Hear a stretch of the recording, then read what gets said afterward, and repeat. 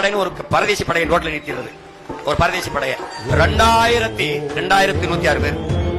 யாரு? தொலைக்காட்சியில் செய்தி என்ன? ஆட்டு வியாபாரி இடத்தில் பணம் பறித்தார்கள். ஏன்னா அயோக்கிய பேல அவன ஆட்டு வியாபாரி, அவன்கிட்ட ரசீது கொடு. ஆடு வித்தவன், நீங்க 2000 ரூபாய்க்கு ஆடு வாங்கிருக்கீங்க, இந்த ரசீது. சந்தைக்கு போயிருக்கேன் ஆடு மாட்டு சந்தைக்கு. மருத்துவமனைக்கு கட்ட கொண்டு போன பெண்ணிடம் இருந்து அதே சொல்றான். மருத்துவமனை கொண்டு போறதுக்கு அது அம்மாவை சேர்த்ததோ அப்பாவை சேர்த்ததோ கட்டி அப்பாவை வீட்டுக்கு கூட்டி போனா அந்த பணத்தை பறிக்கிறது. ஏன்னா ரோட்ல நிக்காத தொகுதிக்குள்ள போடா. ஒரு தொகுதிக்கு 20,000 30,000 35 கோடி 25 கோடி ஒதுக்கி ஒரு ஓட்டுக்கு 1000 2000 கொடுத்துருக்கான்.